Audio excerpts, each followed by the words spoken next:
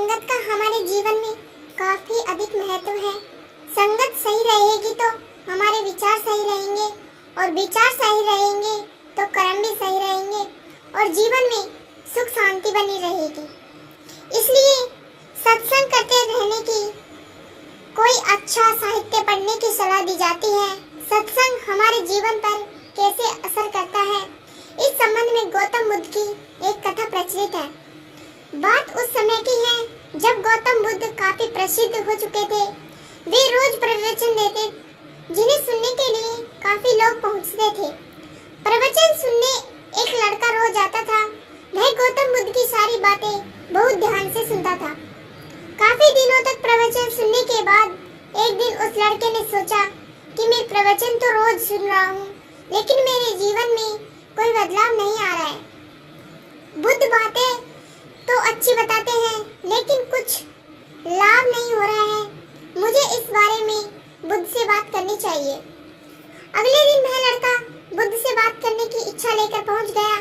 बुद्ध का प्रवचन शुरू हुआ और वे कह रहे थे कि अगर कोई व्यक्ति हम पर गुस्सा करता है तो वह हमसे ज्यादा खुद का नुकसान करता है।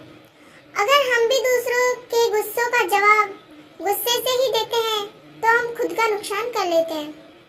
बुद्ध की ये बातें सुनते ही वह लड़का खड़ा हो गया और कहने लगा कि तथागत, मैं बहुत दिनों से आपके प्रवचन सुन रहा हूँ, लेकिन मेरे जीवन में तो कोई बदलाव नहीं आया है।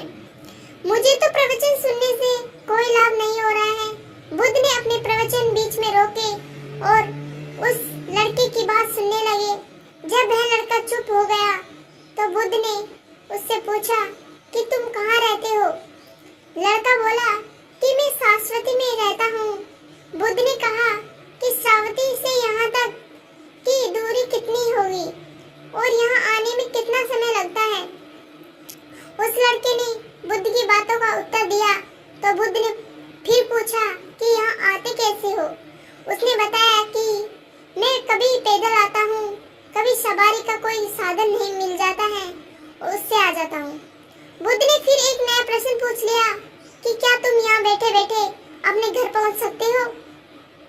ये प्रश्न सुनकर वह लड़का और वहाँ बैठे सभी लोग हैरान हो गए। लड़के ने कहा कि ये कैसे संभव है? मैं बैठे बैठे कहीं और नहीं पहुँच सकता, इसके लिए तो मुझे चलकर ही जाना होगा। बुद्ध ने कहा कि तुम्हारी बातों में तुम्हारे प्रश्नों का उत्तर है। सत्संग सुनने से तब तक कोई लाभ नहीं होगा जब तक कि तुम उन अच्छी बातों को अपने जीवन में उतारते नहीं हो। जब तक तुम अच्छे काम नहीं करोगे, इच्छाओं का त्याग नहीं करोगे, बुराइयों से दूर नहीं रहोगे, तब तक तुम्हारे जीवन में कोई बदलाव नहीं आएगा। सिर्फ प्रवचन सुनने से, यहाँ बैठने से जीवन में कोई बदलाव नहीं आएगा। बुद्ध ने आगे कहा कि अगर तुम कोई अच्छा करना चाहते हो तो उसके लिए तुम्हें प्रयास करने होंगे। विचार से काम नहीं होगा।